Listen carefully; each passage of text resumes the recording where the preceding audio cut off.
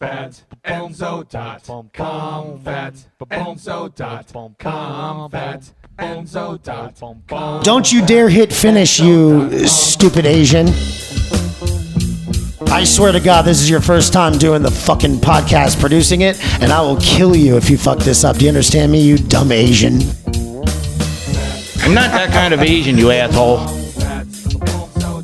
Yeah. You ready for this? Melinda, you ready? Remember, don't get too far away from that. Okay, yes, I am ready. Listen, I know you're... Yeah. Shit, yeah, I just don't want this to interfere. No, it's put it where you need it. No, I just don't want... Okay.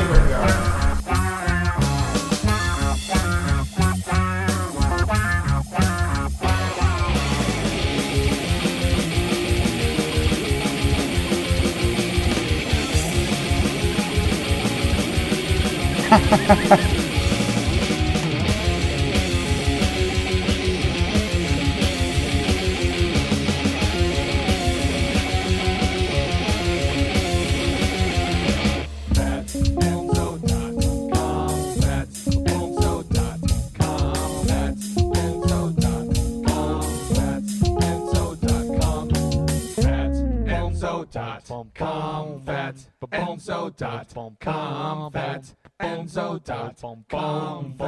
FatEnzo.com. Bobby Pickles Podcast. That's me.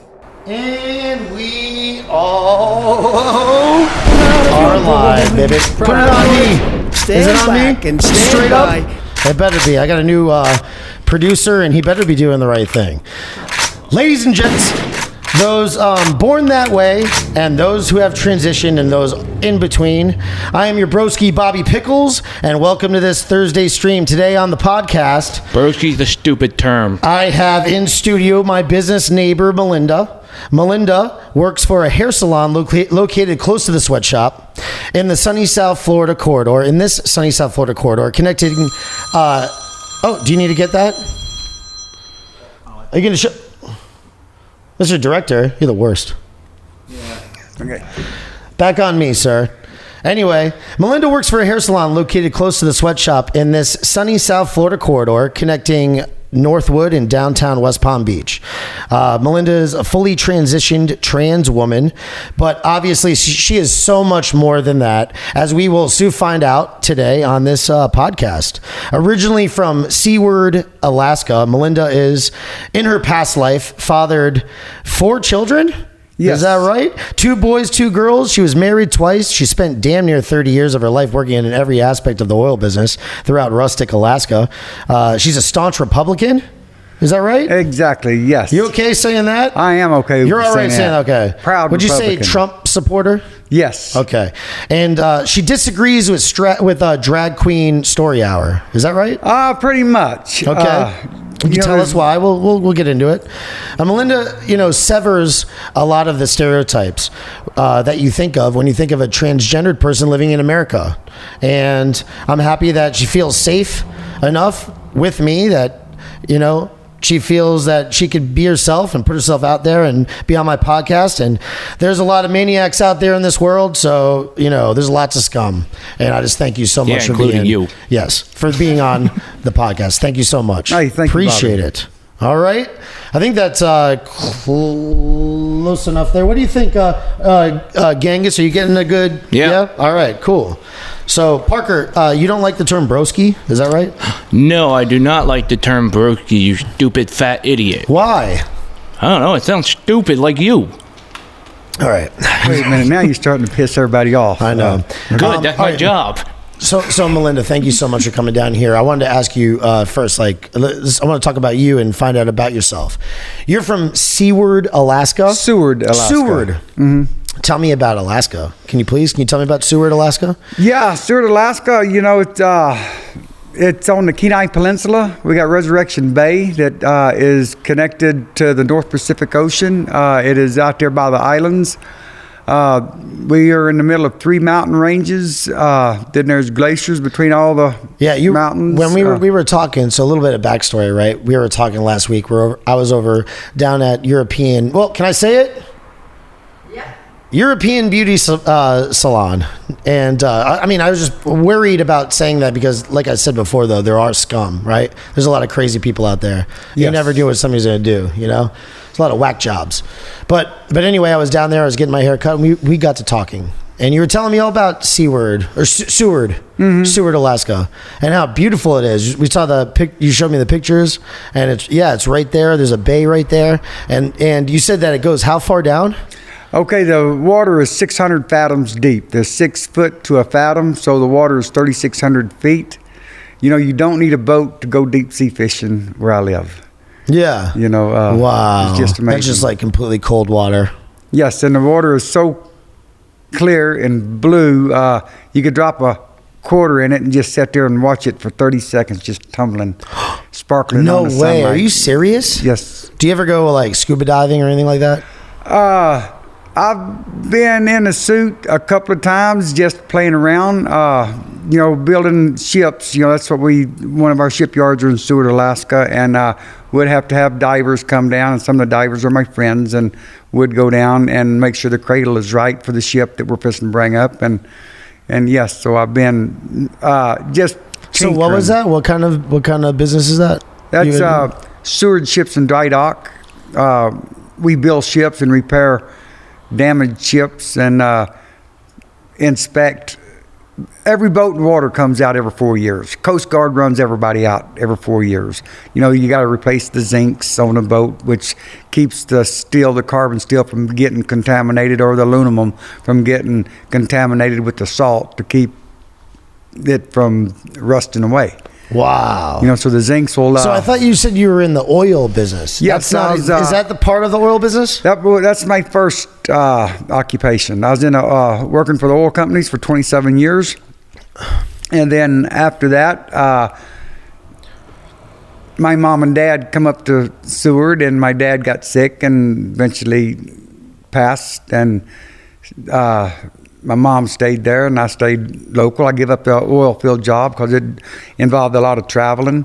And I thought I could stay close to the shipyard because it's just right down the road from the house. And then after a while, we got... When was this? How old were you?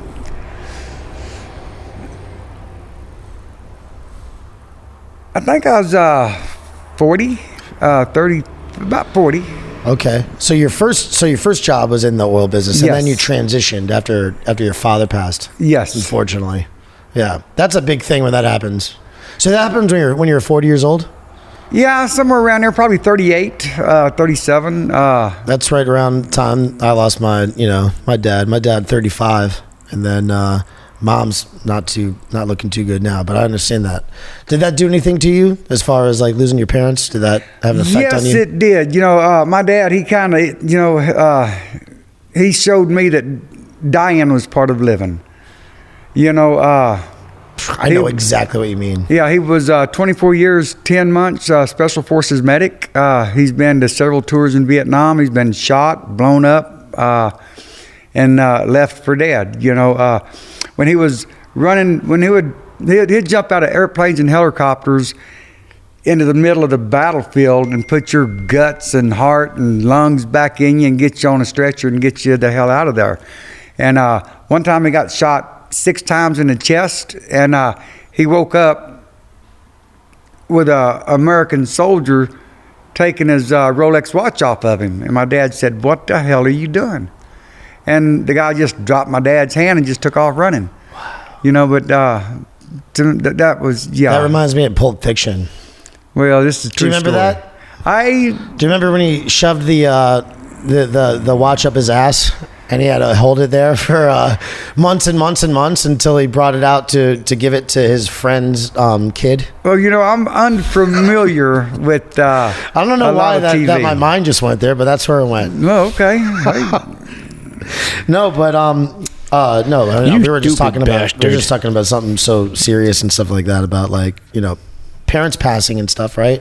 Yeah. And then, but anyway, tell me about William Henry Seward. What was that? That was the namesake of the place you're from? Yeah, that was William H. Seward. Okay. He was Abraham Lincoln's Secretary of State. And this is our Seward Folly. You know, the whole state parties on everything, but this is another party day for... What's Seward Folly? The Seward Folly is back in the 1700s when William H. Seward bought Alaska from Russia for 4 cents an acre, total of $7-8 million for the whole state of Alaska. But in 1700, the United States didn't have $8 million. So William H. Seward wrote a hot check and give it to Russia. You know, and to this day, that check has never been redeemed. You know, but people always make jokes about, hey, Russia's going to come over and take the land back. It's never been bought and paid for. You know, because, you know, since then, Alaska's accumulated $80 billion of its own money from the oil revenues. Probably 10 times more than that with all the gold up there, because literally you could just dig for gold in your front yard or your backyard. Really? Literally, gold is where you find it. And so getting back to your dad, that's where we were at. We were about he was going to get his watch stolen while he was wounded in Vietnam. Is that right? And then he became aware of it. Yes. While he was happened getting to wake wow. up. Yeah. So did he have a lot of stories? Yes, a lot he of crazy did. war stories. You know, they used to talk a lot. I don't know if I should even talk about some of the stuff, but you know, they used to give cows and mosquitoes malaria and fly them over in the jungles of Vietnam, and they would parachute these cows out with anthrax.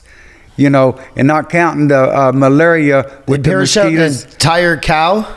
Well, yeah. To infest all the other livestock? Nothing. Well, yeah, because when you give a cow anthrax and they get in with the other herd, the whole herd gets anthrax. And that was back in and then Vietnam. It could kill. Yeah, it's deadly. COVID obviously was made in a lab, right? Obviously. Yes, I believe that. I mean, if they were giving cows malaria and dropping them in jungles, well, anthrax too, or whatever, you know, whatever. Yeah, we're obviously have reached a point where they just create stuff like diseases. Biological warfare for nothing. Yeah, is that on you? Yeah. Can you hear yourself? Yeah, I can. And you're putting the stupid video cam on yourself too. Thank you very much. That's a great hat that you made for yourself. They say war is hell, you know, and everything goes, you know, chemical warfare, germ warfare, bullets, Agent Orange. You don't mind weed, do you? No, I don't mind weed. You know, I got some good friends in Alaska that grow some of the best weed on the planet. Really? Yes. Oh my God, that's so awesome. And they make their marijuana butter and their pound cake and their granola bars. Well, and, it's legal there, right? Oh, yes. Yeah, that's great. Just for recreational. You can't use it professionally, but you could smoke the hell out of it. That's all we want. We just want recreation. For recreational, That's yeah. it, Municipal purposes. No, recreation, not municipal. You know, in the full, you want to be allowed to smoke fully. Anyway. So I mean, Alaska must be a wild place. It is. Yeah, it's an amazing place. Absolutely. Why did your dad move to? Like, did your family come from Alaska? I was the first one to be born there. No. What? I hitchhiked to Alaska back in 1993. Okay. Oh, so you weren't actually from there originally? No, I moved there. You went there. You moved there. Where were you from originally? Galveston, Texas. You don't really know where you're from? Oh, because you're an Army brat person, or well, no? I went. I was born on Galveston Island. Okay. I went to school in Galveston. Then, you know, I left school, went to Oklahoma, got in the oil fields, and eventually went back to Galveston with a wife and three kids. Now that makes sense. Okay, right. So you got into the oil business out in Texas. Okay. Yes, that's where I started. And then I went to Oklahoma, Louisiana, then out in the Gulf of Mexico for several years, then ended up in Dubai for about 9 months, and then from Dubai back to Louisiana, Gulf of Mexico, and then Prudhoe Bay, Alaska. Well, that's something else you should look up is Prudhoe Bay. You know, that's an amazing place. Once my producer figures out how to work all the keys and everything like that, we'll be able to do things like that. Mm-hmm. But tell me about it. Can you tell me about it really quick? Well, yeah. Well, let me start up. Well, you asked me something about Seward earlier, and I want to just add when the typhoid fever or the fever, the plague was killing all the natives up north, you know, it was in the middle of the winter. The roads was too bad, you couldn't drive up there. The snowstorm was so bad you couldn't drive up there. You couldn't fly up there. and you couldn't float a boat up there because, it's all frozen. So they brought the serum in from Seattle, Washington, and they brought the serum to Seward, Alaska, and there you see the statue of Balto. He's the lead dog that he mushed the serum 1,200 miles from Seward, Alaska to Nome, Alaska. Serum. What is that? That's the antidote. Okay. The vaccine. That's the vaccine because there was a pandemic. There was? Going on. Yes. Apparently the people thought the COVID was the first pandemic. Oh my God, this was actually a pandemic back in the day? Yes. Was it really? Yeah, back in, I don't know when that was. Bobby, you've like never the seen the 20s? movie Balto? I'm actually being serious right now. You've got to watch the movie Balto. He's a legend. Yes. He's I'm the being world's greatest serious. sled dog. Matter of fact, you should always take your hat off when you talk. He's up there with John Wayne. Really? Yeah. I don't know. I don't know this. Walt I'm sorry. Disney Balto? Nope. Okay. That escapes me completely. You sheltered idiot. Yeah, he's pretty sheltered. All right. All right. So, when did you first feel like you were a woman trapped in a man's body? Oh, probably when I was probably 4 or 5 years old. Really? It's always been there. And my whole entire life, I've even dressed, that way. You did? Yeah, I know. Yeah, it was kind of rough. What did your parents think? Your dad is a military guy. He was in Vietnam. He had all that, all those experiences there, and he was obviously probably my mom like remarried. My mom divorced, and my stepdad was okay. there, All right. And back in the '60s, they take you to the doctor and say, "Look, he's wearing women's underwear and women's clothes, and we can't make him stop." And then they would declare, "Okay, look, this guy's retarded." Can I have a beer? Yeah, take him to the doctor, get these Ritalins, Thank you. and give him Ritalin. Okay, then the Ritalin didn't work. And then the doctor would say, "Okay, you're gonna have to beat it out of him." So the beatings was severe.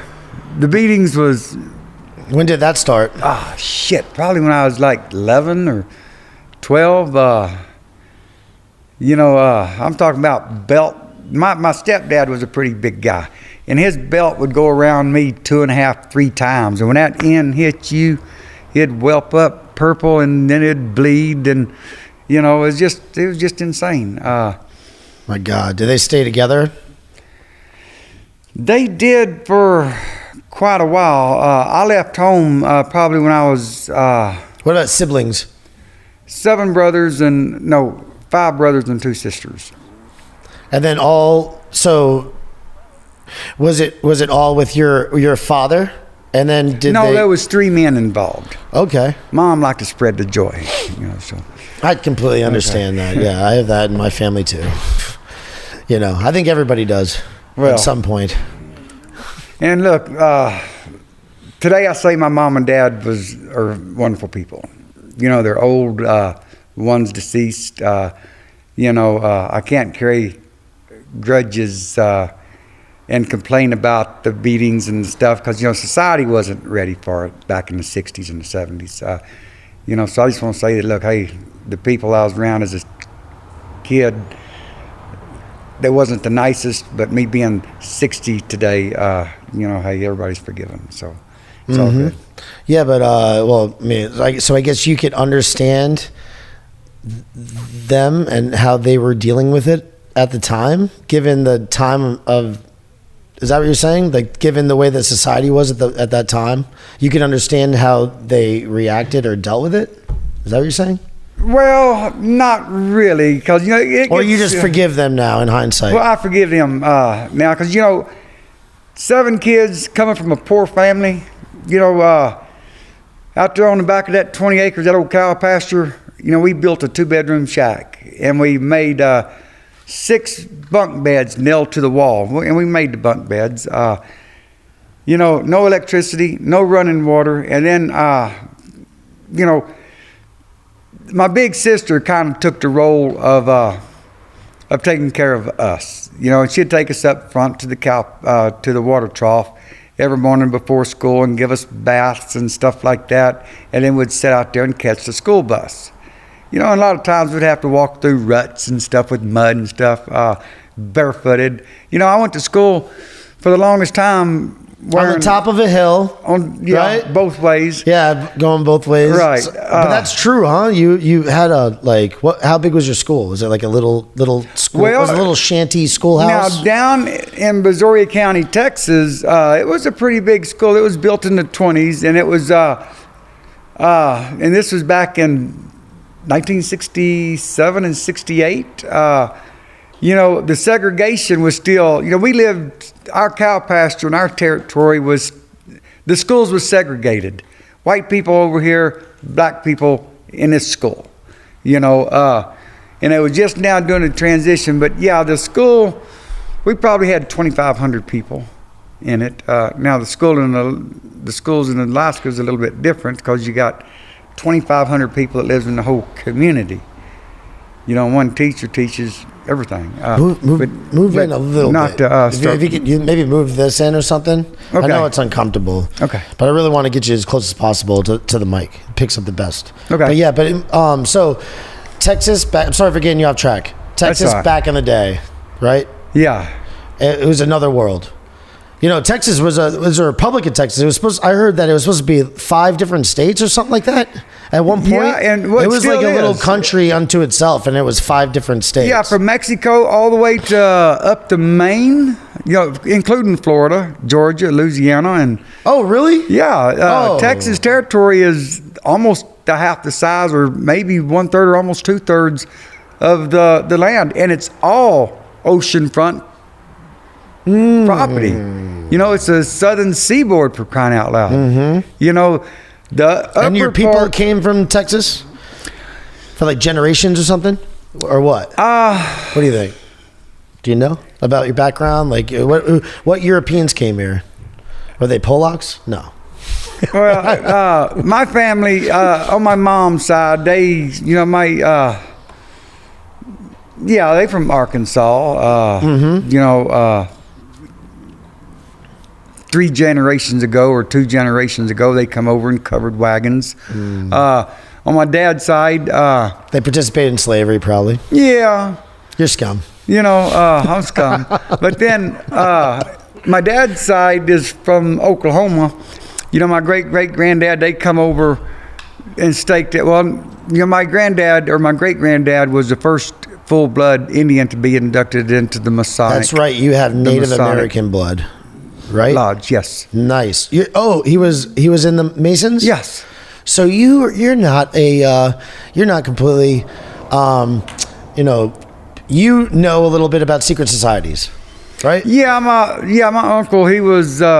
I belong to a secret society called Proud Boys. Proud Boys. Do you ever heard about us at all? Well, I heard there's some assholes in there, but they're very patriotic assholes, and they're well loved into the true land of America. Yeah, and I guess we're kind of assholes, but we're cool too. We're not what they say we are. Let's just say that. And we have some people that are dual.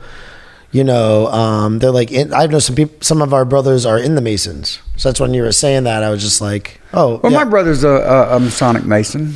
Mm-hmm. Well, I'm saying, our members are brothers. Yes. We're all brothers. So, Right. but some of them are dual who are also in the Masons and stuff. Mm-hmm. So, but going back, that was your father who was in the Masons. You said That was my grandfather. My grandfather, Okay. then my uncle, and then my brother. And you said he was the first Native American who was in the Masons? Or? Yeah, he's the first full-blooded Cherokee that was ever in the Masonic Mason. Wow. And they come to Oklahoma back when Oklahoma was a territory, and they staked it out, and then the white man come up there and took all their land away from them, and and give them a little reservation or something. That kind of gives me flashbacks, because I was just talking this last Thanksgiving. They was talking about, half the group wanted to celebrate Thanksgiving, and the other half didn't want to celebrate Thanksgiving, because when Columbus and them come over and discovered the American Indians, they were starved to death. So the Indians showed them how to catch fish, plant corn, and and stuff like that, you know. So, and then they took all their land away from them. But that, you know, that was just one argument. That's not mine. You know, I didn't say that, but a lot of other people did. What do you think about it? Huh? I'd like to come over here and... Do you celebrate Columbus Day? Yeah, I celebrate Columbus Day, but I probably celebrate it for different reasons. Okay. What would those be? Well, it's a holiday. Exactly. You know, and that's It's just an that's a excuse. good drinking day. But should we call it like Indigenous Peoples Day or whatever? Yeah. Yeah? Because, you know, they're saying Columbus ain't near the hero that he gets credit for. You know, and history is starting to show that. You think so? Oh, okay. I think so.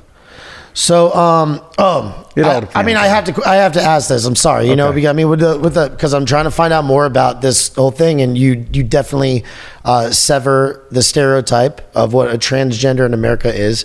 Are you gay? Because I've met some people that aren't, some people that are, or is it just like kind of an ambiguous, like nothing? Well, you know, I don't consider myself gay. You know, I was married to females twice. I divorced my first wife, and then I got married to a lady of the military. She was the Air Force, as a linguist, and then she was a linguist for 6 years, and went to the National Security Agency for 8 years as being a cryptologic linguist, and got some very high awards. Matter of fact, one of the highest awards that a female could get working at the National Security Agency. General Odom was a personal friend of hers. He's now deceased a few years. But to ask if I'm gay, I don't consider myself gay. But, you know, talking to some of the people in the trans community around here, they consider me as being a lesbian. You know, but, you know, I got, like I said, 4 kids, 2 boys, 2 girls. And, you know, I live a kind of confusing life. You know, I get strange questions. I was walking around in Lake. I was going to the phone store in Lake Worth, all dolled up, you know, walking around with trying to find a store that'll fix my phone. And this guy comes up to me in a convertible Rolls Royce, and he says, "How would you like to make a day's wages?" You know, I'm thinking to myself, well, this dumb son of a bitch. You know, in Alaska, my day's wages is $1,700. You know, and then when I turn him down on his offer and tell him, look, I've got to go handle my business here, and then he starts calling me a faggot.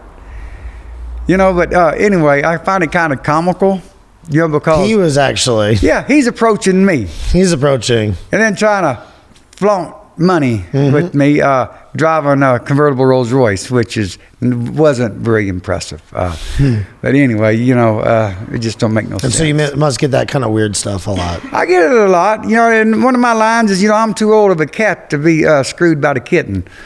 You know, so I got to keep it real, you know, keep moving forward on a positive note. You were married twice. Yes. And are you seeing somebody now? Just the girls at the salon. Okay. They are my everything. But you are attracted to females for the most part. So you're a lesbian now. Is that right? Well, yeah, that's pretty much. That's what they tell me. That's so. I mean, that's just so crazy, right? Because that's not what you would normally think. I mean, I mean, it's not. I do know of I saw a documentary about a guy too, but he's in the military and he had the full thing, you know, the full operation also, and he's not either though. He's attracted to women. She. I'm sorry. Watch your mouth. I apologize. But it's just such a gray area thing. You're a really complex human being. Well, ever since you were a kid, you were doing this. Yes. You were dressing like this. Yes, but I had to hide it because I'd wear it underneath my work uniform and stuff like that. You know, sweating all the time. But I seen a video on YouTube back when I was 55. Now, this is something that's going to tie up a couple of loose ends about gay and stuff like that. You know, because I am fully transitioned. Got a custom built vagina. You know, $100,000 went into it. $89 for the surgery, another $10 for aftercare.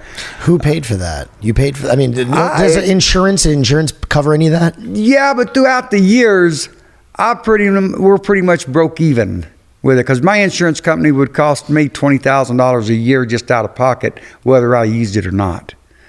But the time wasn't right. I was still working. I couldn't really afford to take off time from work and stuff like that. But I seen a video one day when I was 55, and I said, wow, this is me.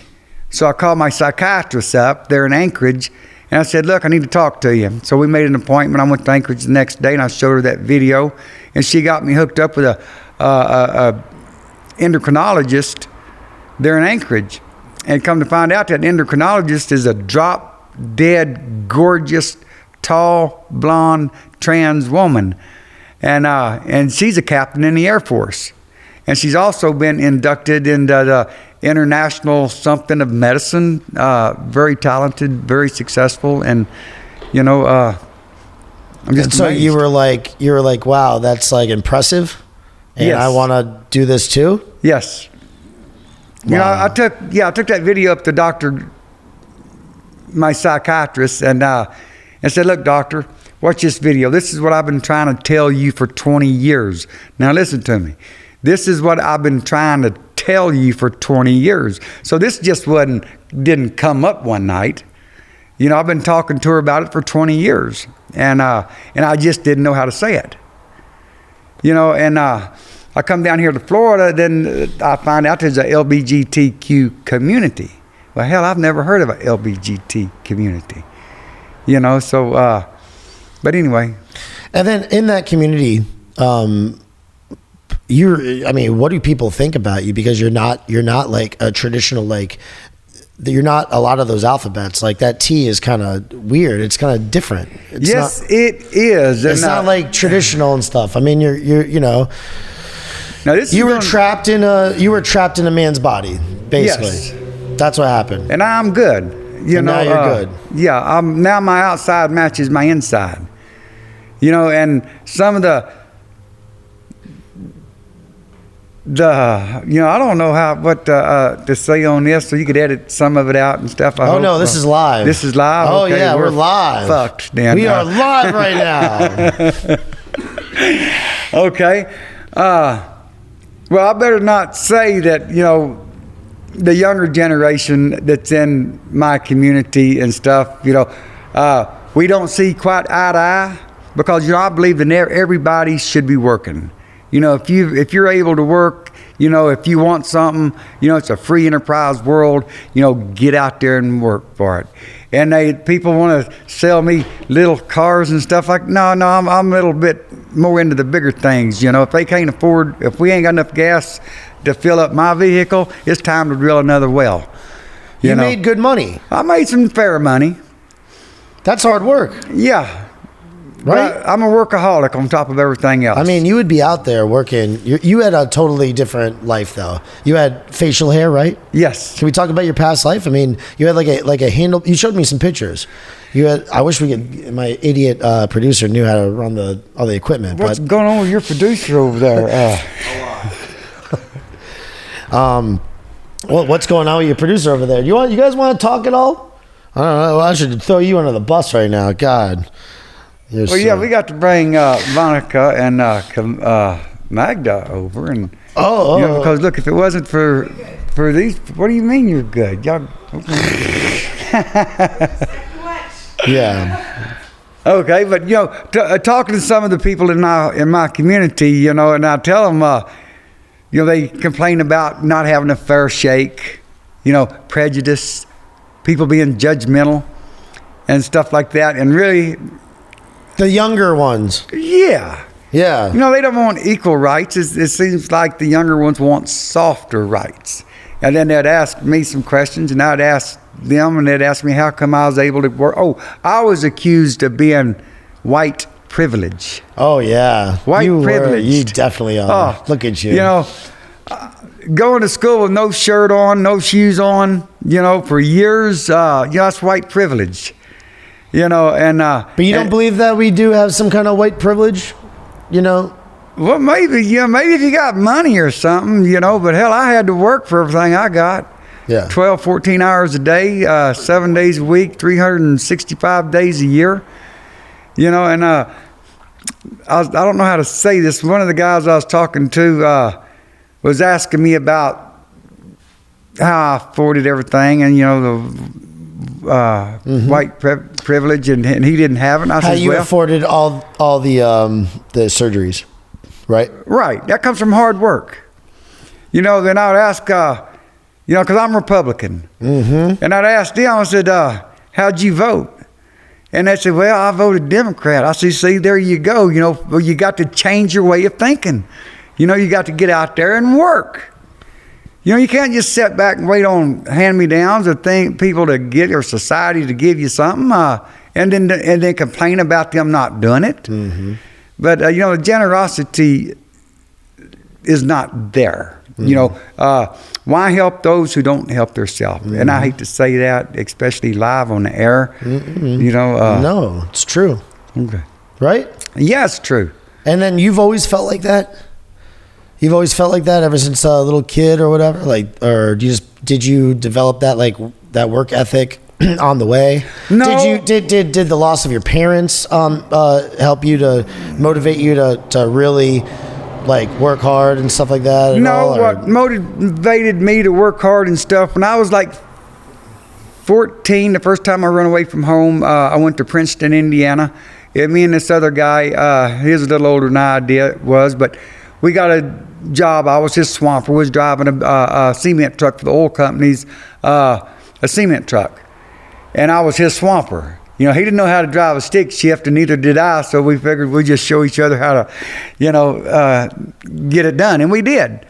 And then, to legally draw a paycheck, I had to be 18 years old. Well, when I ran away from Oklahoma, to Texas, and went to Oklahoma, and I walked up on this drilling rig, and I was, I think, 17 and a half at this time. And the driller on the rig says, "Well, look, we don't hire inexperienced people, and we don't hire people that's under the age of 18. Now, if you wanted to come out here every day and work work until you could carry your own weight, when you're 18 years old, we'll put you on the payroll." So my first job in the oil field then was free? Was free. Wow. And then I would walk the water line from the drilling rig to the water pump, because the farmers back in them days, they'd take machetes and hatchets and shoot holes in the water line and stuff, and the drilling rigs got to have water. So I took care of the water line, and sometimes the water line would be 2 to 3 miles away from the rig. And I would walk that 2 or 3 times a day, and then I would refuel the water pump, and I would take care of the water pump. And then sometimes I got to get up on the rig floor and start learning about the rig floor and how to catch samples and slinging tongs around the chain and stuff like that. And then on my 18th birthday, they put me on the payroll, and that job there lasted me pretty much 27 years. Wow. And it's They brought food out. people want to get in that business so bad, they're willing to work for free in order to learn everything. Yes. That's awesome. Well, that's how I did it too. It was a way of survival for me. The people in the oil field. It's a trade. It's a trade, but I needed it because that's all I had was beatings and stuff. That was the only friends I've ever had. They'd give me a solid place to work. When that rig would move, they would take me with them. It's just like I was just like an old rig dog.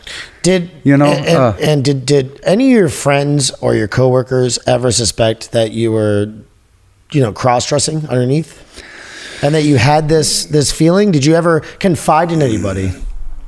No, I never confided to anyone except my psychiatrist in Anchorage, Alaska. But the natives. I work for a native corporation. They got some of the greatest drilling rigs on the planet, and they kind of suspected something because one of them followed me in the bathroom and tried to pull my pants down. So I guess I let something show. But he was unsuccessful at doing that. But what could I do? you know, it's been something that's been going on for 60 years. Yeah, I was You just know. wondering. Maybe you told somebody. You had like a, you confided in somebody, and if they accepted you or not. But so back to, I guess I wanted to talk about like, well, getting married. You got married young, the first time. Yes, the first time I got married, I was 19 years old. Oh, really? Uh-huh. And then did you have how many kids did you have with your first wife? I had all 4 of them with the first wife. Okay. Nice. Yeah, and then you what At 19 what happened with that marriage? I mean, I don't want to get too. that marriage. Fuck it, I want to get personal. Yeah. It just wasn't meant to be. How do they say it now? Baby's mama, the baby's mama. I mean, you okay, had 4. She yeah. had 4. We was just too young. Dumb kids. Did you know each other like growing up or anything like that? Did your families know one another? Was it from the same town or something? What was your question again? Being young and getting married, and you guys. Why'd you end up getting divorced? I think that was the question, right?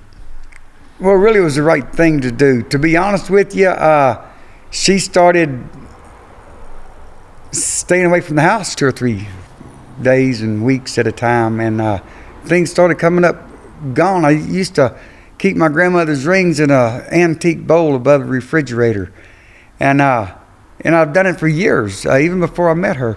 But I don't know, stuff just started coming up gone from the house, and then I put 2 and 2 together and ended up having to get a divorce. There's some things that Dishonesty. there was a lot of dishonesty. Okay. If this wasn't live, I could go into further detail. But that marriage was dissolved, and rightfully so. I went down to Galveston and went into a treatment center, and she brought the kids in there and set them. About my 11th day there, she brought the kids in there and set them down on the bed, and said, "Look, I'm not ready to stop." And she took off, and when she took off that time, I divorced her. So you're talking about substance abuse and stuff, right? Yes. So because of your substance abuse, you left her because she didn't want to. Yes. It wasn't her going. Yeah. I'm not dealing with this anymore. Yeah. It was you going. Oh, you're not gonna. I needed the substance. You're not gonna back me. I needed the substance to get along with her. Oh. Yeah. It was, So that's something that we could touch upon, I guess. Genghis, I don't know if you might look at him. What he's wearing. He's wearing a shirt. Rehab, relapse, repeat. You see that? That's kind of the secular. That's what happens. Rehab, relapse, repeat. That's the way of the world. It's a revolving door. What'd you say? Yeah, exactly. And actually, you know who came up with that? I don't know if you know the gentleman, but Piazza. Did you ever meet Piazza? I never heard of Piazza. Piazza was my business partner, and he died about 2 years ago. It's coming up to the 2-year anniversary. And I've seen you. We're not friends because we never really made our acquaintances and stuff like that. But I've seen you in the neighborhood for years now. Mm-hmm. Seen you driving around in your moped, right? Yeah, that was a designer moped. And I used to live in the neighborhood around here too. But anyway, I'm sure you've seen the gentleman I'm talking about, Piazza. But unfortunately, he died of a heroin overdose 2 years ago. My business partner. So, but anyway, he came up with that shirt, and he's right. Rehab, relapse, repeat. And this guy, he's had a little history in that, right? Yeah. You're in recovery. Yeah, I'm in recovery. Kind of, but you smoke weed now. You're a total scum. You smoke weed. You don't care. No. What do you think about weed? Does weed mess with recovery? Is weed really a drug? Well, I don't have anything bad to say about weed. A lot of the big corporations, it's against their policy to have it in your system. To me, that's the only downfall. My sister was a very successful businesswoman, and she smoked pot every day since she was old enough to crawl. Nice. She owned 2 businesses and had 3 or 4 houses blueprinted up, and built at her design. And, hey. Mm-hmm. But now that she's 65 years old, either Alzheimer's is getting to her, or that weed is getting stronger. Oh, yeah, it is getting very strong.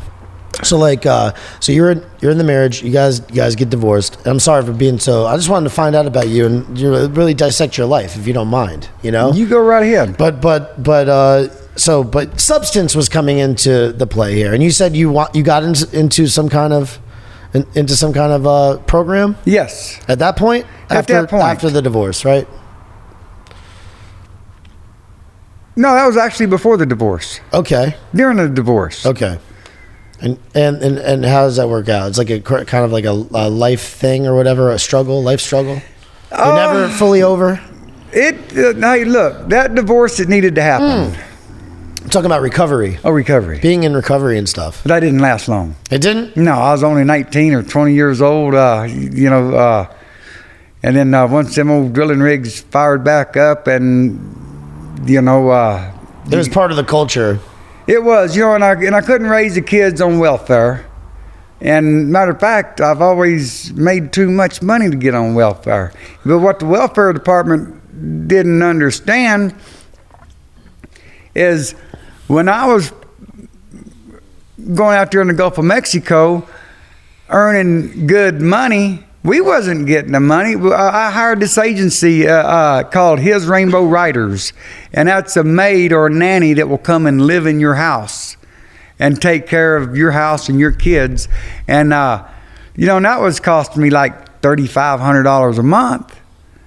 So me and the kids was probably living off $1,000 a month, but that was down here in the Gulf of Mexico. When we moved up, when we eventually all got back up to Alaska, the wages was a lot better. You make more money, you work less time. It's just a working person's dream. Mm-hmm. But yeah, I've always, matter of fact, I've even asked one of my employers, look, I either need $1 an hour raise or $1 an hour pay cut, to get on this county assistance. But I've never successfully been able to get on county Yeah, so that's why you're a Republican. Yes. Because you just had to do it on your own. That's right. You just ain't one way to do. That's it. Wave that red, white, and blue. That's always the way it works. You love America? I do love America. You love Alaska? I do love Alaska. Why the hell are you in Florida? Well, I come here and get my surgery work done. That's it? That's it. That's it? And then I met the girls at the salon, and this is a fucked up state. Monica is definitely been a savior, and it's only a fucked up date. It's only a fucked up date because you're from here originally. Yeah, pretty much. Thanks a lot. I'm a self-hating Floridian, and thanks you know a what? lot I for will give you 100% credit. Look, you are a self-hating Floridian. Bobby, you live 4 red lights away from Donald Trump. Okay, talk to me. Tell me. Look, we can just not. We can just call him Donnie, right? Yeah, yeah. I call him Trumpy. Yeah, Trumpy? Yeah. Well, Trumpy. You idiot. No. Don't be mean to Trumpy. Don't be mean to Trumpy boy. Don't be mean to Trumpy. Don't be mean to Trumpy boy. Hey, I wouldn't even talk ugly about Donnie. Hey, that's what I sing to the liberals. Yeah. God, can you believe how they are? I mean, all right, so you know politics. Let's talk about politics for a second. I mean, you're such a dichotomy. You're in do you ever venture into Roosters at all or anything like that? You ever hang out in there? I've been to Roosters a few times. Yeah. Oh, and that's something else that I would like to touch bases on. And Roosters, we're talking about the local, what'd you say, gay bar? Yeah, the LBGTQ. But see, most of the people that goes there are very successful business people. We're talking about people that lives on the island, that's got hundreds and thousands of millions of dollars, but most of the people that go there are hard-working people. Mm-hmm. And the people in our community on this generation, they don't know they don't know how to work. They want handouts. They want handouts, and then they want to use your prejudice and judgmental and stuff, But if you're going to be a welder and you go up to a job site, talk about welding. You know, if you're going to be on a drilling rig, talk about oil. Talk about Howard Hughes. Talk about J.B. Hunt. You know, talk like you know something about it. You know, if you want to work, act like you want to work. You know, if you want to make somebody some money, act like you want to make them some money. Oh my God, I'm a business owner. This is exactly what I'm talking about. Oh yeah, does any of your employees act like they want to work? Yes, they don't Hey, want. They don't true act like they want. Republicans. They don't act like they want to work. They don't. Some of them don't. No. And it is that mindset, you know, because like when I go back to how I used to be when I worked for other people, it was, what do I got to do next? Right? Like I was like right up in my boss, like, Well, yeah. what do you want me to do now? You know? And then just like trying to figure it all out and do it all on my own. You know, really being motivated and stuff like that. I'm totally different than a lot of the people that I employ. Well, you know, getting back to when I was doing the training on that first drilling rig, the driller told me, hey, anytime you see somebody doing something, you go there right then and you put your hands on it and you jump in. You know, and I've been jumping in ever since. You know, it's just a great work ethic. And, you know, and some people could work all day long and never accomplish nothing. You know, it's when you work and accomplish something is the reward. Exactly. You know? God. That's exactly true. So what are you going to do here in Florida? Like, what is your plans? Are you going to stay here now that you met... Yeah, my plans. Some friends and stuff? Plans. You know, I got to get papered up on some hair. What are your plans? I mean, look at this. You went from the oil fields to rubbing oil and lotion and things like that on women. Oh, what your mouth, boy. What I'm saying, but you went. I was trying to figure out like a clever way to say it. Well, you know, the good Lord has blessed me in many ways. You know, the oil field. Bigger industries, being a shipbuilder, because, you know, we built big boats, little boats, aircraft carriers, nuclear subs, tractor tugs, super tankers. You know, we used to service 2 of the boats on the deadliest catch. But then when I come down here to Florida, it's a new adventure. You know, when I went to Alaska, that was an adventure. When I you look at it like that? Well, that's what other people said. That's what my family, when they disowned me. Oh, don't worry about Melinda. She's just off doing another adventure.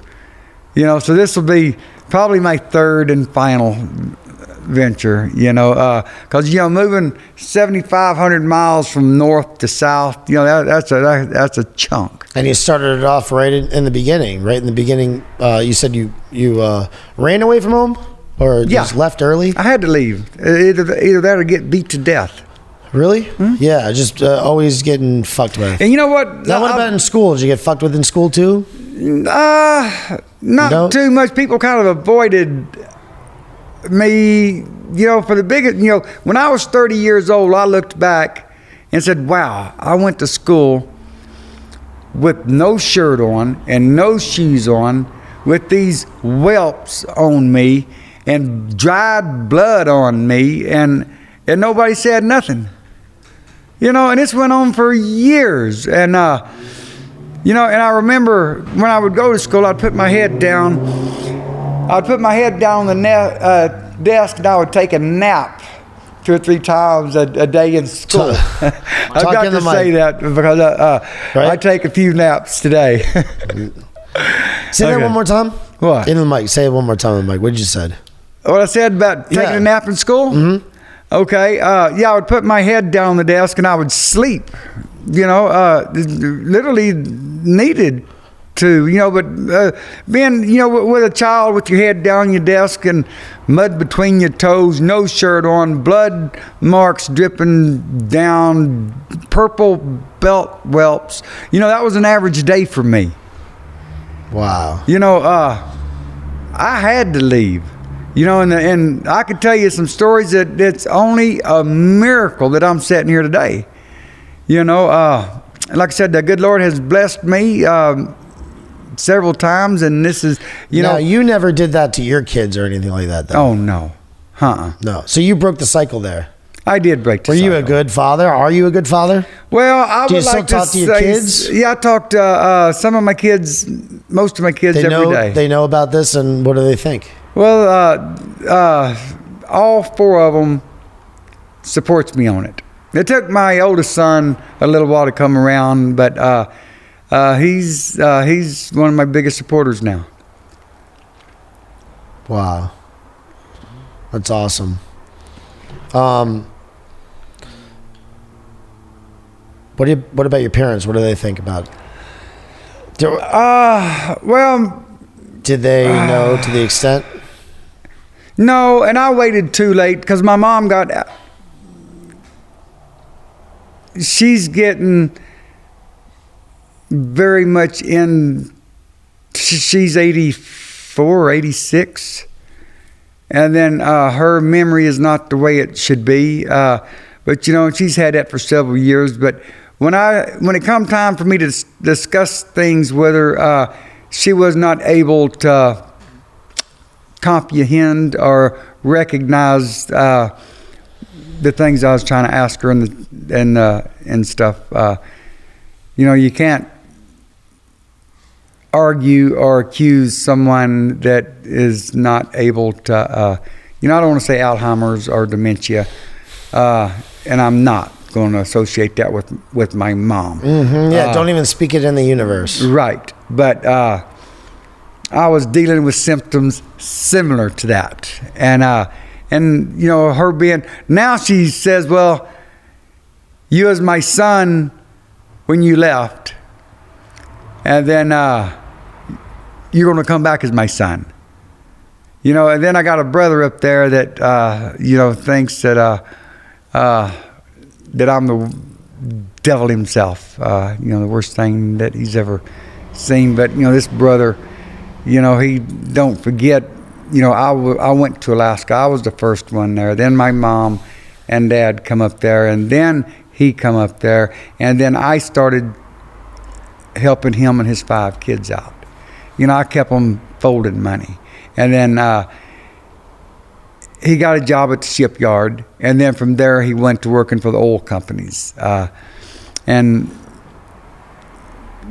you know, and for me to, he thinks of someone's honesty and personality, he judges your honesty by your hourly wage. You know, and, but,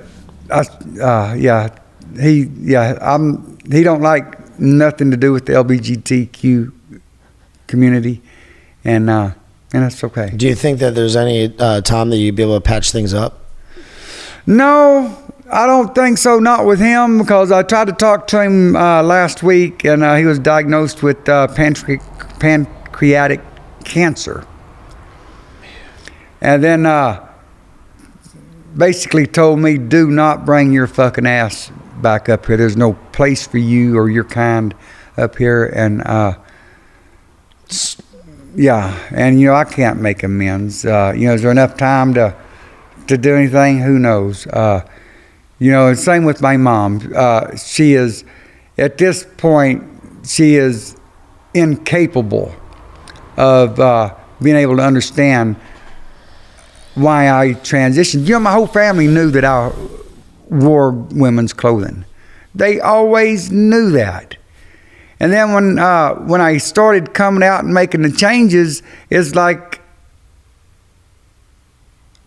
why? You know, I had to be who I was on the inside. You know, so I started being normal, and then everybody got disowned, and all the hatred started coming and stuff. But, you know, I don't understand that they accepted me wearing the women's clothing. Mm-hmm. And, but anyway. So you cut your dick off? I cut my dick off. You did? You went through with it, the whole thing? That was a 9-hour surgery. Is your dick in a jar of formaldehyde right now? And that was his stupid. Well, I figured question. I'd be able to hang it up and dry it out, and maybe stuff it like, you know, my heritage. You know, the Indian, the Native. Did you really? You really did, right? No, the doctor, he took it away, and okay. And he probably got fired for doing the things that he was doing. No, look, I had some good doctors. No, I don't have the dick and I don't have the balls. That's what my brother said. I said, Tony, it's me. I'm the same person that I've always been. He goes, you don't have balls. You know, right now I figure I got more balls than any son of a bitch around. Just physically speaking. What is it like to pee sitting down? Huh? What's it like to pee sitting down? It took a while to learn how to do that. You know, right? Because I mean, no, that's for real. When I first sat down and started peeing, that goddamn pee would go everywhere. You know, up on both butt cheeks and down my leg, on the side of the toilet, all around the floor, and yeah, it took a minute. You know, you got to dial things in. People don't understand. It takes a lot of maintenance to take care of the girls downstairs. Mm-hmm. And have you used it sexually and stuff yet? Well, I would tell you what, my therapist and my psychiatrist, you know, they would always, you know, I've got a sex therapist and stuff. You got a lot of therapists. I do. What is up with therapy? Why have you been? Well, I mean, doctors want to make. We are all in an insane society, I believe. Okay, now my psychiatrist and my sex therapist and my surgeons and stuff says, look here, you done spent $600,000 on your boobs, your hormones, and your vagina. You have implants? No, those are not. Yeah, I got implants. So what did you get? What kind of cup did you get? I got a handful. Are they C's? D's? Yeah, D's? they're C's. Okay, all right. Yeah. Nice. So you spent 600? Yeah, that's about what it cost altogether. Oh my God! Including what insurance though covers and stuff. Yeah, right? what the insurance covered, and then plus my out of pocket. It is, you know, I've been paying quite a bit out of pocket. I'm not going to tell a lie about that, and it's very expensive. Just the maintenance and upkeep on the vagina itself. You know, you got to take care of it. If you don't, so there's a lot of maintenance required. Well, yeah, you get. You don't just get the surgery and that's it. There's like a lot of other things. Hey, it's just like any other vagina. You know, designer, top shelf, 5-star. But you know, if you don't take care of the vagina, it could literally eventually kill you. Just like a cyst female. You know, they've got to take care of it, or they could get sick. Liver disease. You know, from just. You know, it's high maintenance. Do you have any regrets? None at all. The only regret I have is that I couldn't do this back when I was in my 20s, and you know, instead of waiting until I was 55 before I really started doing something about it. Wow. I mean, I think that's like the last question I really had. I want to. Is there anything that you would like to add to this? Like, say to the world? You know, We didn't really what? touch too much on the drag queen story hour. Yes, I do want to talk about that. Definitely. Okay. Drag queen story. Tell me about that. You said something about, you mentioned to me in passing when we were talking over at the beauty salon about that drag queen story hour. You're not really the drag a fan of. Now, why? Well, I'm okay with the. Thank you. Well, Genghis. Yeah. Okay. The drag queens. The drag queens are okay. Now, they like to dress up as women. They do it on show nights. They don't walk around town 24/7, but they dress up. They make movies. They bake cakes, Big Mama.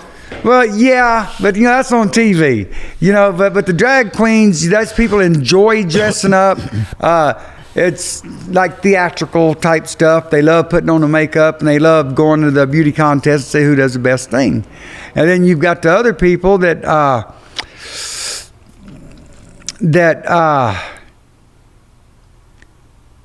dresses up and okay. Like it's almost for attention, honestly. Well, yeah, but see, that's going to bring me up to, you know. Come on, don't worry about these yapping. You know. Okay. I say about the women's sports and stuff like that, Hey, I think if you're a drag queen, no, you shouldn't be allowed in the women's sports. No, I mean trans. But what about trans woman? A trans woman, Like, if you, all right, do you believe that you should be going into a ring, a cage fight, and fighting? How old are you?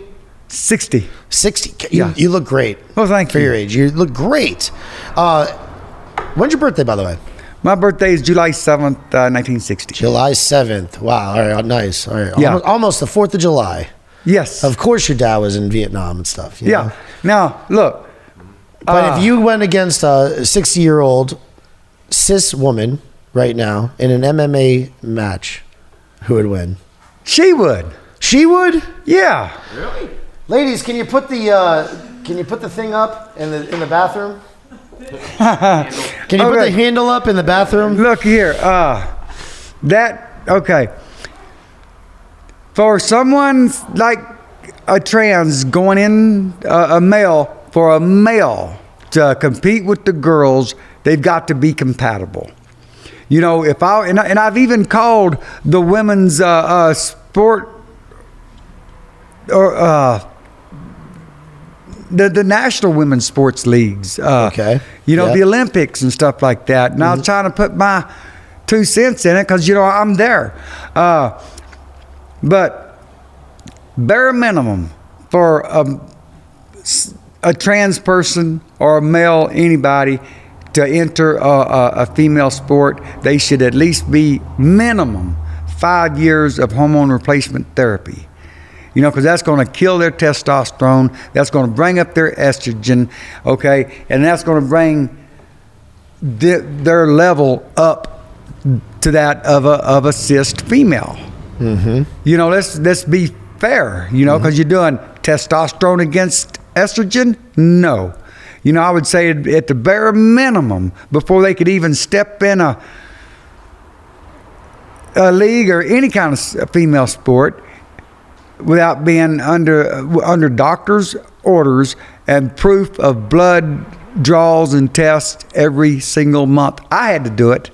You know, not to join their sport, but my endocrinologist, I had to start my hormone replacement therapy, and we kept track of it every single month. Now, if they could produce those kind of records, you know, to join into the sports, you know, I think that might be a little bit. You know what Drag Queen Story Hour is, right? No.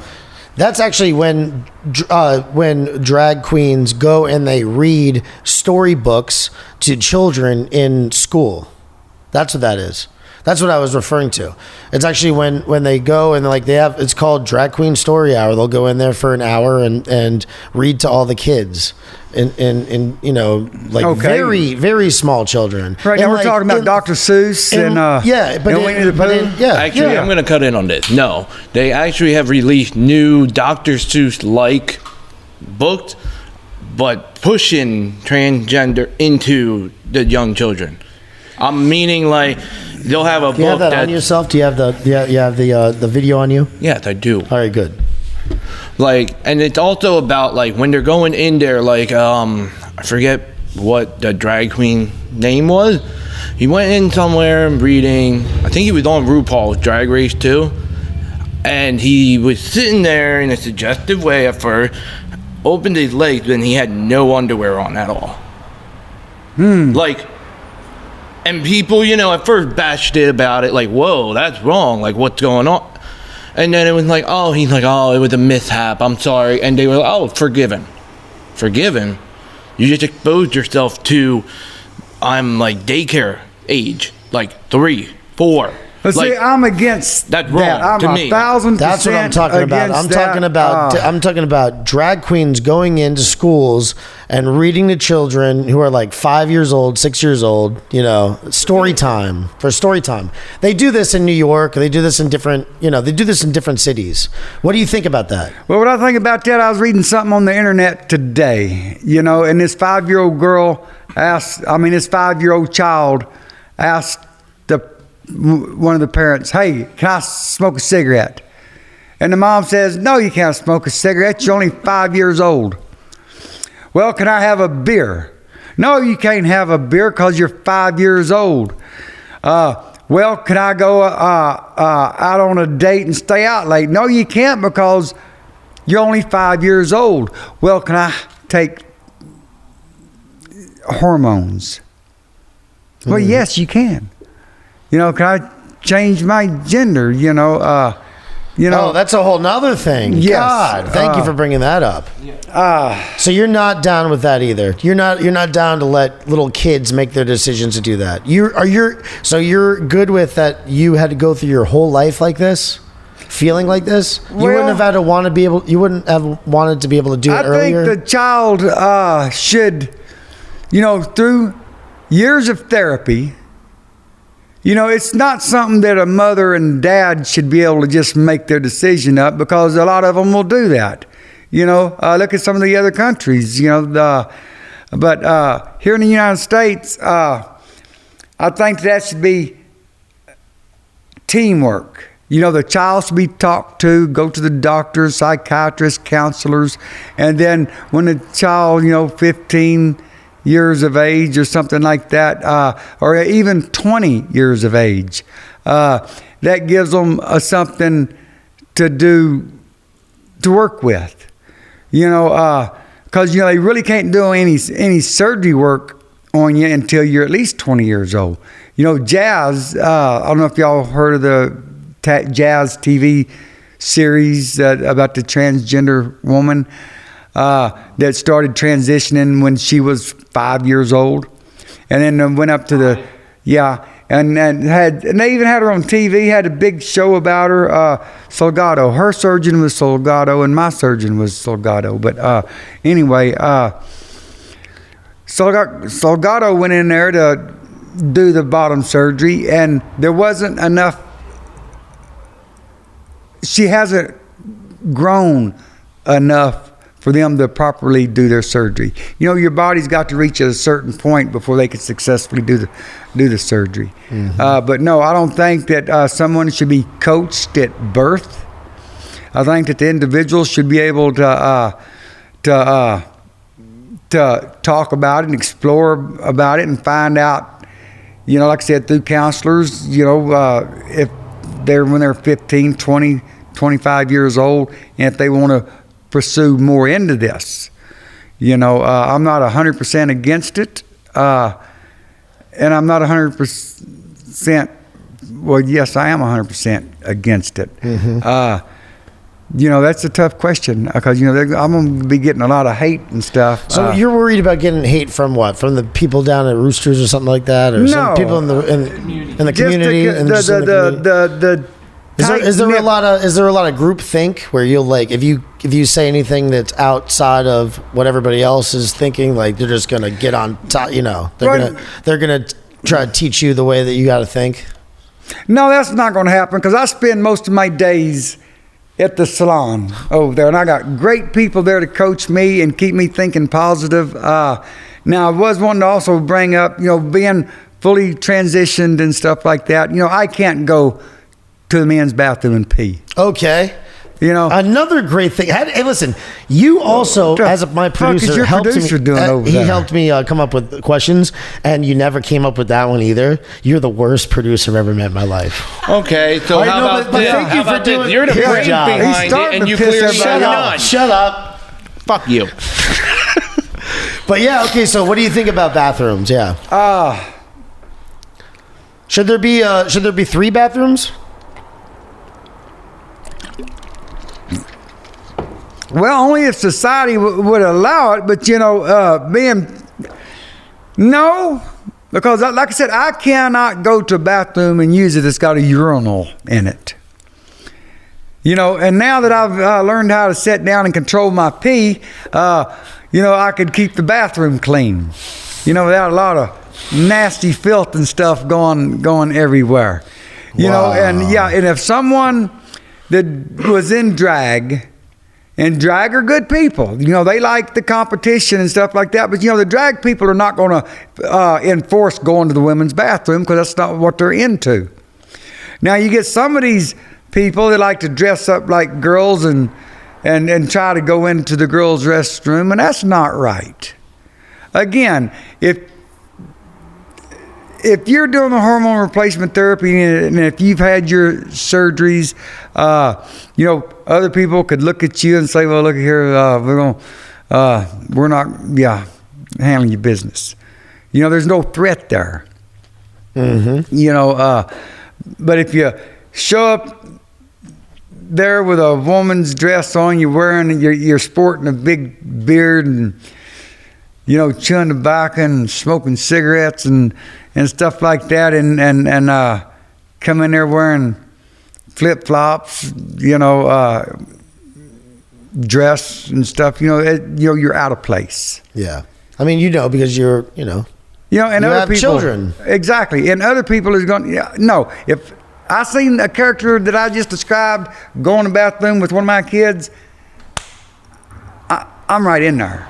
And this guy's, he's leaving.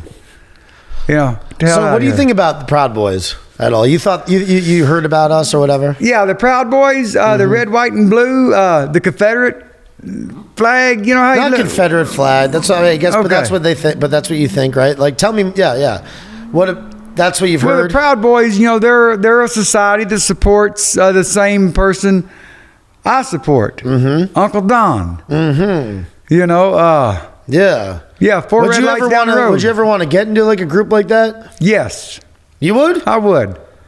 Nice, because you would be eligible because we are a men's club. Now, just hear me out on this. I don't want to be offensive or anything like that. Now you're talking about discrimination. We're a men's club. Now you're starting to piss me off. No, I'm sorry, okay. just being honest.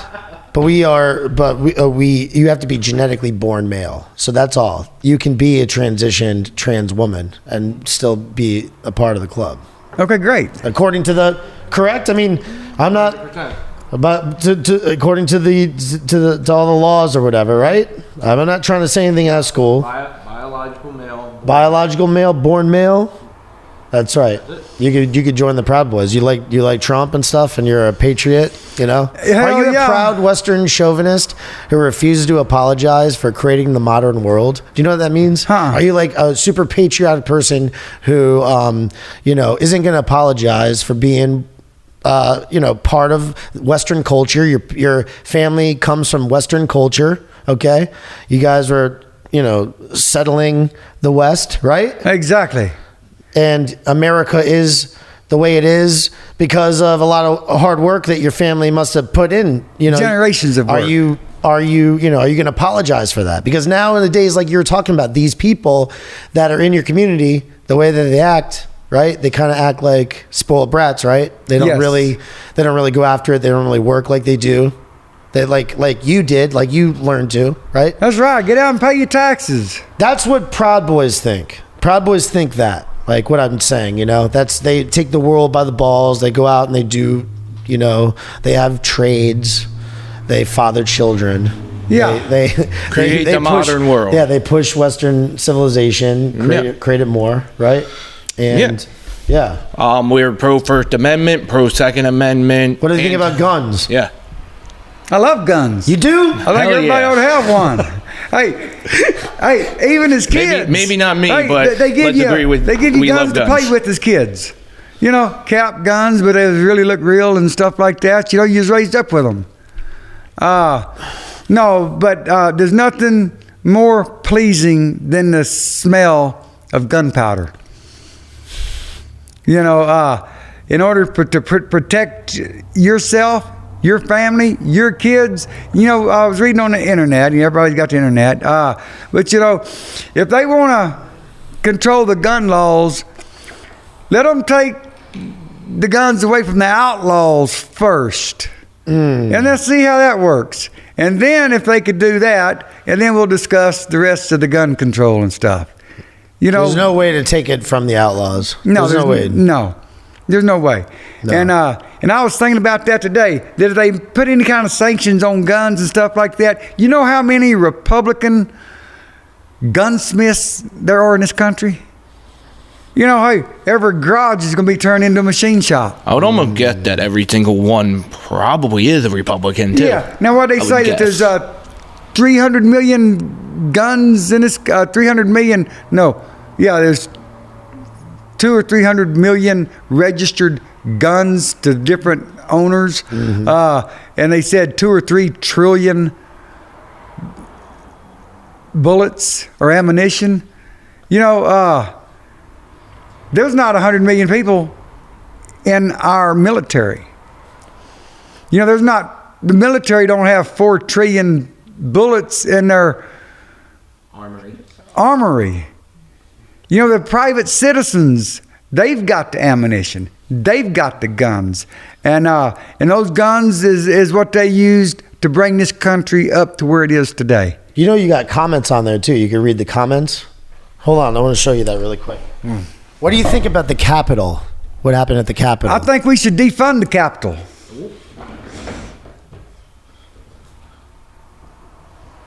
Yeah, I think we should defund the Capitol until they... You can bring it on the screen too if you hit it. If you like hit next to it, add the broadcast. If somebody said something interesting, sorry. Just showing you something else, producer. You got to figure this out, man. Anyway, you know what happened at the Capitol when the people stormed the Capitol? Yes. Yeah. President Trump or Donnie asked for 10,000 National Guardsmen to show up, and I hear... Now, this is very political, but, you know, it shows that someone in the Capitol building refused and turned away the order. You know, so at this point here, it's very difficult to get the correct news. But but I think Proud about Boys the Capitol, is something that you would be interested in joining. Oh, yeah. I think we should defund the state capitol until they stop giving $500 billion to the other countries to up their pipelines, and so we could buy their oil from them.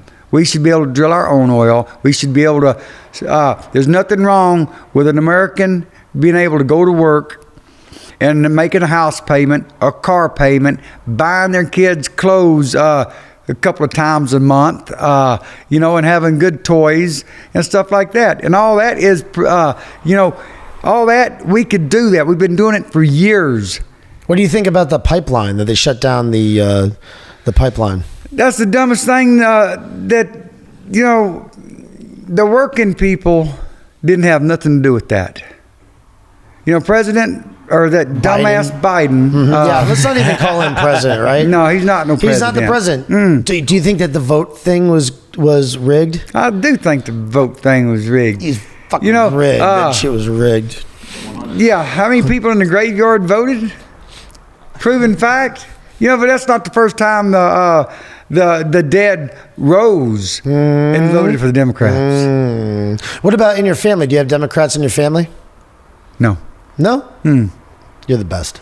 Yeah. This has been so good. I I love live this. with some Democrats. You do? Yeah. And what happens with that? Oh, it's a big clash. They tell you know, I was ordered by the management that I can't talk gay, or I can't talk transgender, and I can't talk politics. But say when I walk in there and they're talking about Biden and stuff, something like that, and I'll shut them down and talk about Donnie, and you know, and then they rat me out, and you know, and I get in trouble. Why do you get in trouble? Because I'm a Trump supporter. The people I live with don't like Trump, and they could literally. And I hope Jackie hears this, that you would dare kick me out of the house and make me a homeless person just for being a Republican. Fuck you, Jackie. Fuck you, Jackie. Yeah. Amen. Put that in your That was a pipe and smoke great it. way to end it, don't you think? I mean, how long we been going for here? An hour and 24 minutes. You got anything interesting? Did anybody say anything fucked up or anything like that, or anything good, or anything interesting at all? Well, I started kind of bouncing around a little bit. It kind of made me nervous. I didn't know what to expect. This has been great. Well, You know, if I there's feel anything, a lot better now. Now, what do you think about the future? What does the future hold? Well, What are we gonna do? I mean, we're in this crazy time, clown world. I think. You want to come out to a meet next Wednesday? Hell yeah. Yeah. Hell yeah, let's do it. I'm gonna have to bring my gun. Of course. Nice. All right. So I think that's pretty good, unless you want to crowbar in anything else. No, hey, thank you very much. I really appreciate. Listen, I really appreciate you, and the smell of gunpowder and the smell of you. And you three ladies, right? Yes. You make the shop Well, I wish you'd smell bring so much Monica better. and Magda up here because these people, They're shy. Hey, they're the most hard-working. Polish people are very Look here. hardworking. It's called working Polish hours. You know, I still think that, they're showing me every day. I would try to jump in and do some hard work and stuff like that. And these girls already got it figured out. You're always around whenever hard they workers. rebuilt that salon over there, they put their fingernail files down, their combs and brushes down, and they pick up paint brushes, rollers, knives, screwdrivers. They're proud girls. Heck yeah. I mean, my gosh, they're the hardest working people. I would match them against me and any other person in this country. Hell yeah. They hard working, they pay their taxes, and you know what? They're smart. They're freaking smart. They're so smart that I feel dumb. They're not what they say. They're not the stereotypes. Oh, there's a lot of stereotypes being broken today then. Yeah, I would. I would just not with you, Bobby. Though. No, I know. You're still fucked. All right. Put it on me. Put the camera on me. Okay. That's it. Ready? Right. Yeah, it's on you. All right. Thank you so much for watching today's stream. If you're in the market for awesome custom t-shirts, check out fatenzo.com for our line of pseudo-intellectual party tees. Check out fatenzo.shop for Perry's and Proud Boy swag. Check out proudenzo.com. I'm Bobby Pickles, and I've had an outstanding time with you today. I appreciate you very much, but I'll appreciate you more for liking and sharing this podcast. There's a 20-year-old nerd sitting in a back room at Google with cum stains crusted on his pants, deciding who wins or loses in life because he learned how to code while living in his mommy's basement.